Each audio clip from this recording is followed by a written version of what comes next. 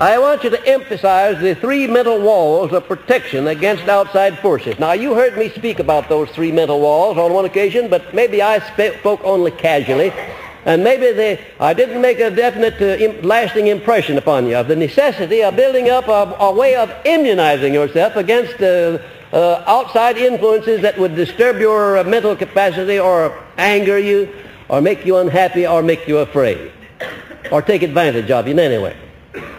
I have this system, and it works like a charm. Now, when you get out to where you have as many people knowing you all over the world as I do, and as many beloved friends clamoring for appointments and so forth as I have, you'll have to have a system of choosing how many of them you'll see and how many of them you won't. That just goes without saying. You'll have to have that. Maybe you don't in the beginning. I didn't in the beginning, but I do now. And I tell you that I'd be my friends, my beloved friends, the ones that I love all over the world, they'd take up all of my time if I didn't have a system, of keeping them from doing it. And I try to keep most of them confined to dealing with me through my books. Then I can reach millions of them. But when they want to deal with me in person, then I have to have a system for telling how many can see me in a given length of time. And this system is a series of three imaginary walls, and they're not so imaginary either. They're pretty real. That first one is a rather wide wall. It extends way out from me, and it's not too high, but it's high enough to stop anybody that wants to get over the wall and get to me with anything, unless he gives me a very good reason for wanting to see him. Now, one of my students they would never need to, well, each one of them has a stepladder. They can go right over that wall and shove the tall. They don't even have to ask me. But outsiders who are not privileged as students would have to go over that wall, and they'd have to make contact in some sort of a formal way. They couldn't just come in and ring my doorbell or my telephone because I don't have any name. My name's not listed in any telephone book. They'd have to go through some formality. Now, why do I have that wall? Why don't I just leave it down and let everybody come to see me, let everybody write to me and answer all the letters that I receive from all over the world? Why don't I do that, do you suppose? You may be interested in knowing that on one occasion I received 5 mail sacks full of letters. I couldn't even look at the outside of the letters, let alone open them. I didn't have secretaries enough to open the mail, and I'll say that thousands of them were never even opened. They came from all over this country. It's not quite so bad today, but the very moment I get a little publicity about something, letters come to me from all over the country. There's a write-up about me in this last issue of Printer's Ink. And I'm getting letters from people who knew me 35 and 38 years ago, right here in Chicago, who didn't know that I was here. So you have to have a system. Now, when they get over that first wall, they immediately come into contact with another wall that's not so big and not so commodious, but it's much higher, many times as high. And they can't go over that with any stepladder.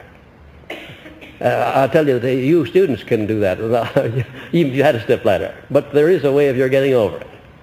And I'm going to tip you off what it is. If you have something I want, you can get over it very easily. Or if you have something in common with me, which is the mean thing. I don't mean to make that statement selfishly. I want to clarify it. I mean by that, you can get over that second wall and get to me very easily if I am convinced that the time I devote to you is going to be of mutual benefit to you and me both. But if it's just something that's going to benefit you and not me, the chances are that you won't make it. There are exceptions, but very, very few. And I'd use my judgment as to where the exceptions came. And there's nothing selfish about that. It's of necessity. I'll assure you it's of necessity.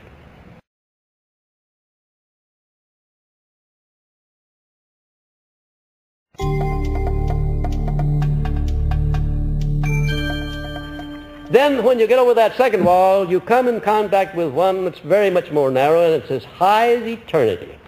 No living person ever gets over that wall. Not even my wife, as much as I love her and as close as we are together. She doesn't even get over, she doesn't try. Because she knows that I have a sanctuary of my soul wherein nobody but my Creator and myself commune. Nobody. Nobody at all. And there is where I do my best work. When I go to write a book, I retire into my sanctuary, lay out that book, commune with my Maker, get instructions. When I come to an intersection in life that I don't understand which way to go, I go into my sanctuary. I ask for guidance, and I always get it. Always. Always. Don't you see what a wonderful thing it is to have this system of immunity? Don't you see how unselfish it is? your first duty is to yourself. Shakespeare's marvelous poetic lines, "To thine own self be true, and it must follow as night to day. Thou canst not then be false to any man." I was thrilled to the marrow of my bones when I first read that. I've read it hundreds of times. I've repeated it thousands of times. Because how true it is that your first duty is to yourself. Be true to yourself. Protect your mind. Protect your inner consciousness.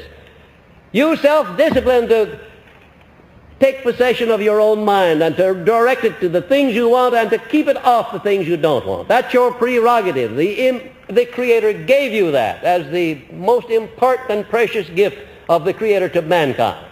And you could do nothing less than show your appreciation by respecting that gift and using it.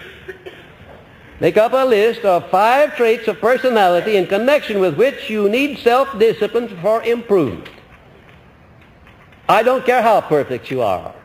There's not a person in this class who couldn't sit down, and if you really be honest with yourself, and if you don't know the answers, get your wife to tell you. She'll tell you some of these things that you should get in this list. Or your husband. Maybe he'll do a good job too. Maybe in some cases you won't have to ask the husband, he'll tell you without it. Or the wife, vice versa.